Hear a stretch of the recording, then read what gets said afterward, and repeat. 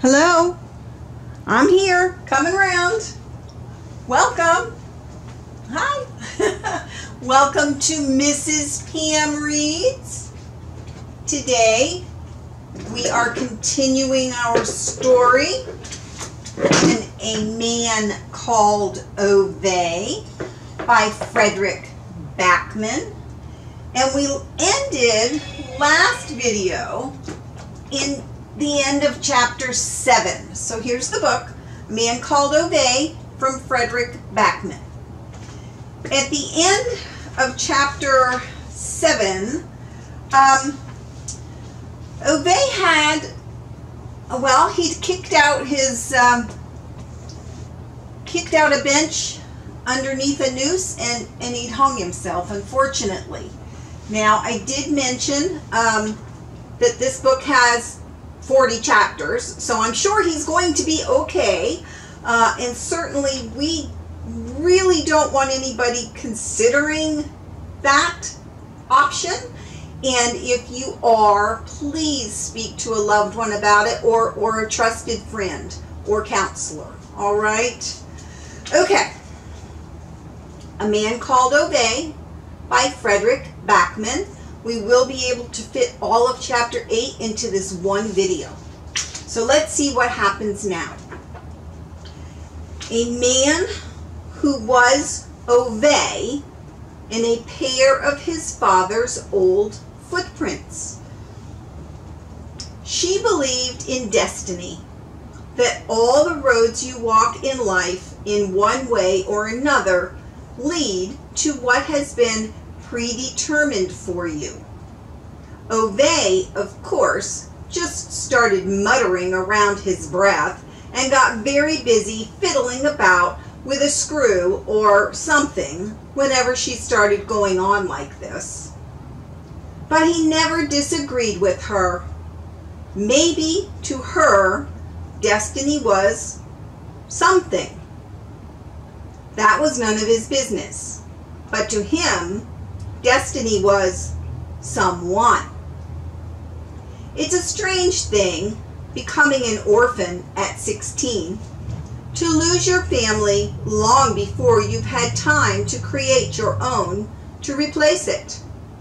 It's a very specific sort of loneliness. Ove, conscientious and dutiful,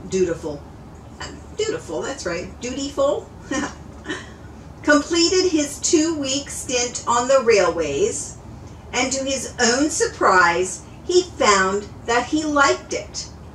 There was a certain liberation in doing a job, grabbing hold of things with his own 2 hands and seeing the fruit of his efforts.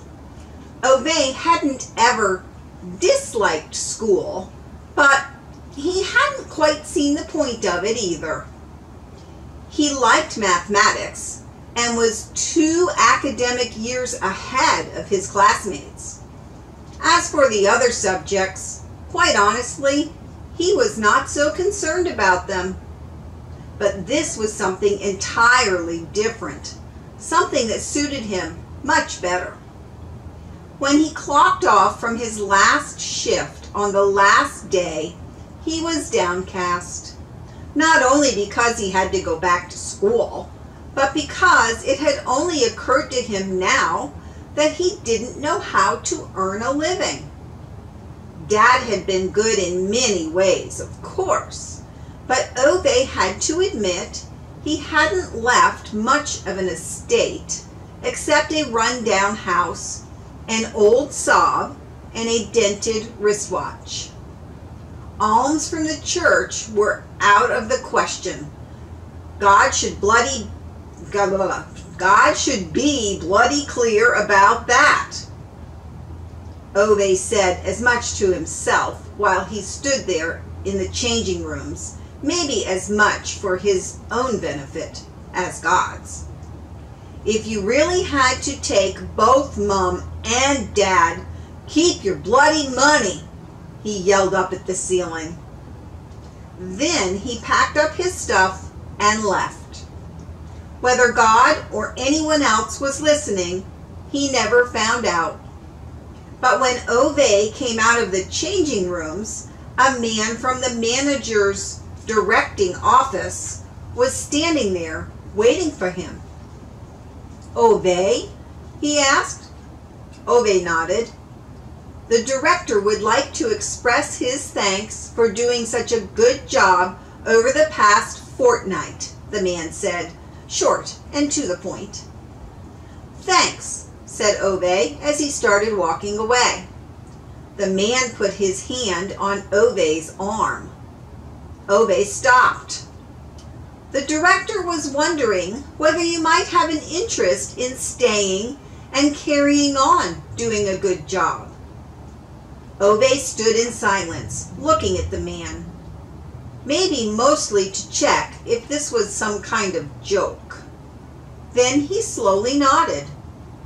When he'd taken a few more steps, the man called out behind him, "The director says you are just like your father." Ove didn't turn around, but his back was straighter as he walked off. And that's how he ended up in his father's old boots. He worked hard, never complained, and was never ill. The old boys on his shift found him a little on the quiet side and a little odd on top of that. He never wanted to join them for a beer after work, and he seemed uninterested in women as well, which was more than weird in its own kind of way. But he was a chip off the old block and had never given them anything to complain about. If anyone asked Ove for a hand, he got on with it. If anyone asked him to cover a shift for them, he did it without any fuss. As time went by, more or less, all of them owed him a favor or two, so they accepted him. When the old truck, the one they used to drive up and down the railway track, broke down one night more than 10 miles outside of town in one of the worst downpours of the whole year, Ove managed to repair it with nothing but a screwdriver and a half roll of gauze tape. After that, as far as the old boys on the tracks were concerned, Ove was okay. In the evenings, he'd boil his sausages and potatoes, staring out the kitchen window as he ate.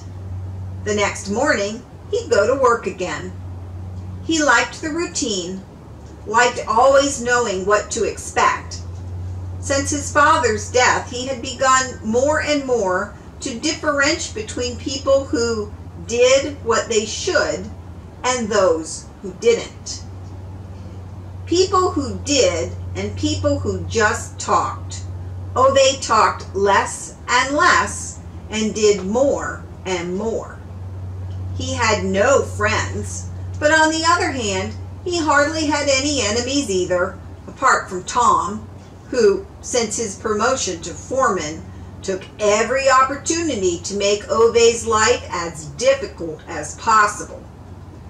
He gave him the dirtiest and heaviest jobs, shouted at him, tripped him up at breakfast, sent him under railway carriages for inspection, and set them in motion while Ove lay unprotected on the cross ties. When Ove, startled, threw himself out of the way just in time, Tom laughed contemptuously and roared, "Look out, or you'll end up just like your old man." Ove kept his head down, though, and his mouth shut. He saw no purpose in challenging a man who was twice his own size. He went to work every day and did justice to himself, and that had been good enough for his father, so it would have to do for Ove. His colleagues learned to appreciate him for it. When people don't talk so much, they don't dish out crap either, one of his older workmates said to him one afternoon down on the track, and Ove nodded. Some got it, and some didn't. There were also some who got what Ove ended up doing one day in the director's office, while others didn't. It was almost 2 years after his father's funeral. Ove had just turned 18. Tom had been caught out stealing money from the cash box in one of the carriages. Admittedly, no one but Ove saw him take it, but Tom and Ove had been the only 2 people in the carriage when the money went missing. And as a serious man from the director's office explained when Tom and Ove were ordered to present themselves, no one could believe Ove was the guilty party. And he wasn't, of course. Ove was left on a wooden chair in the corridor outside the director's office.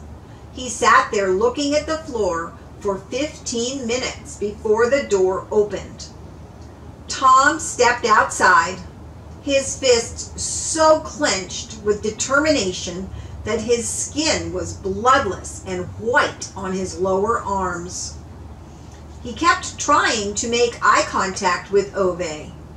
Ove just kept staring down at the floor until he was brought into the director's office. More serious men in suits were spread around the room. The director himself was pacing back and forth behind his desk, his face highly colored, and there was an insinuation that he was too angry to stand still. "You want to sit down, Ove?" said one of the men in suits at last. Ove met his gaze and knew who he was. His dad had mended his car once, a blue Opel Manta with the big engine. He smiled amicably at Ove and gestured cursorily at a chair in the middle of the floor, as if to let him know that he was among friends now and could relax. Ove shook his head. The Opel Manta man nodded with understanding. "Well then, this is just a formality, Ove. No one in here believes you took the money. All you need to do is tell us who did it." Ove looked down at the floor. Half a minute passed. "Ove?" Ove didn't answer. The harsh voice of the director broke the silence at long last. "Answer the question, Ove!" Ove stood in silence, looking down at the floor.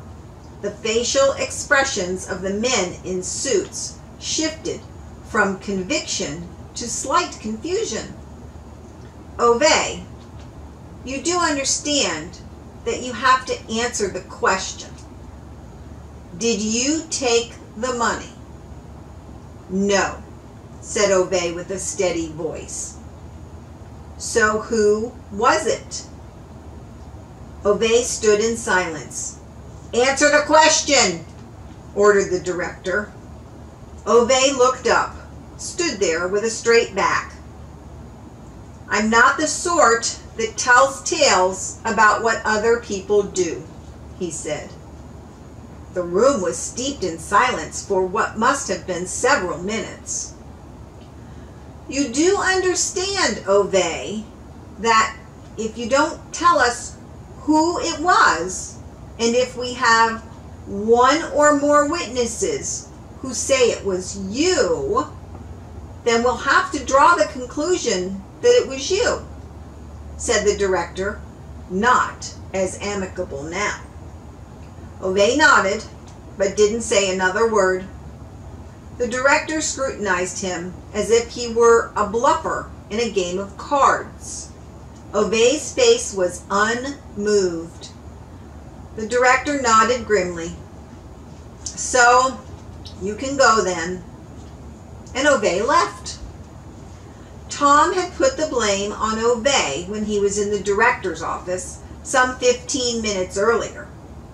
During the afternoon, 2 of the younger men from Tom's shift, eager as young men are to earn approval of older men, came forward and claimed that they had seen Ove take the money with their own eyes. If Ove had pointed out Tom, it would have been one word against another. But now it was Tom's word against Ove's silence. The next morning, he was told by the foreman to empty his locker and present himself outside the director's office. Tom stood inside the door of the changing rooms and jeered at him as he was leaving. "Thief," hissed Tom. Ove passed him without raising his eyes. "Thief, thief, thief." One of their younger colleagues, who had testified against Ove, chanted happily across the changing room until one of the older men on their shift gave him a slap across the ear that silenced him. "Thief!" Tom shouted demonstratively, so loudly that the word was still ringing in Ove's head several days after. Ove walked out into the morning air without turning around. He took a deep breath. He was furious, but not because they had called him a thief. He would never be the sort of man who cared what other men called him. But the shame of losing a job to which his father had devoted his whole life burned like a red-hot poker in his breast.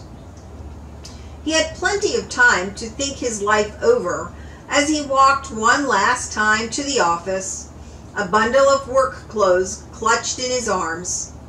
He had liked working here. Proper tasks, proper tools, a real job. He decided that once the police had gone through the motions of whatever they did with thieves in this situation, he'd try to go somewhere where he could get himself another job like this one. He might have to travel far, he imagined. Most likely a criminal record needed a reasonable geographical distance before it started to pale and become uninteresting. He had nothing to keep him here, he realized, but at least he had not become the sort of man who told tales. He hoped this would make his father more forgiving about Ove losing his job once they were reunited. He had to sit on the wooden chair in the corridor for almost 40 minutes before a middle-aged woman in a tight-fitting black skirt and pointy glasses came and told him he could come into the office. She closed the door behind him. He stood there, still with his work clothes in his arms. The director sat behind his desk with his hands clasped together in front of him. The two men submitted one another to such a long examination that either of them could have been an unusually interesting painting in a museum. "It was Tom who took that money," said the director. He did not say it as a question, just a short confirming statement. Ove didn't answer. The director nodded. "But the men in your family are not the kind who tell." That was not a question either, and Ove didn't reply. The director noticed that he'd straightened a little at the words, "the men in your family." The director nodded again, put on a pair of glasses, looked through a pile of papers, and started writing something. As if in that very moment Ove had disappeared from the room. Ove stood in front of him for so long that he quite seriously began to doubt whether the director was aware of his presence. The director looked up. "Yes?" "Men are not what they are because of what they do, not what they say," said Ove. The director looked at him with surprise. It was the longest sequence of words anyone in the railway department had heard the boy say since he started working there 2 years ago. In all honesty, Ove didn't know where they came from. He just felt they had to be said. The director looked down at his pile of papers again, wrote something there, pushed a piece of paper across the desk, pointed to where Ove should sign his name. "This is a declaration that you have voluntarily given up your job," he said. Ove signed his name, straightened up with something unyielding in his face. "You can tell them to come in now. I'm ready." "Who?" asked the director. "The police," said Ove, clenching his fists at his side. The director shook his head briskly and went back to digging in his pile of papers. "I actually think the witness testimonies have been lost in this mess." Ove moved his weight from one foot to the other without really knowing how to respond to this. The director waved his hand without looking at him. "You're free to go now." Ove turned around, went into the corridor, closed the door behind him, felt lightheaded. Just as he reached the front door, the woman who had first let him in caught up with an energetic step, and before he had time to protest, she pressed a paper into his hands. "The director wants you to know that you're hired as a night cleaner on the long-distance train. Report to the foreman there tomorrow morning," she said sternly. Ove stared at her, then at the paper. She leaned in closer. "The director asked me to pass on another message. You did not take that wallet when you were 9 years old, and he'll be deuced if you took anything now, and it would be a damn pity for him to be responsible for kicking a decent man's son into the street just because the son has some principles." And it turned out that Ove became the night cleaner instead. And if this hadn't happened, he would never have come off his shift that morning and caught sight of her. With those rose-red shoes and the gold brooch and all her burnished brown hair and that laughter of hers, which, for the rest of his life, would make him feel as if someone was running around barefoot on the inside of his breast. She often said that all roads lead to something you were always predestined to do. And for her, perhaps it was something. But for Ove, it was someone. And that is the end of chapter 8. All right. Well, we didn't find out what happened to Ove. We kind of went back in time and found out even more about how he met his wife. But I'm sure Ove's going to be fine. Thank you for joining me for Mrs. PM Reads. Next time we will be in chapter 9. And I have to put up my sign to remind you, if you have not yet, to please click the subscribe button, and you'll see a little bell tab that you can just click on the bell and you will get an update when a new video posts. All right, you guys, thank you so much for joining me. I am off to a busy day. I will see you next time. Bye.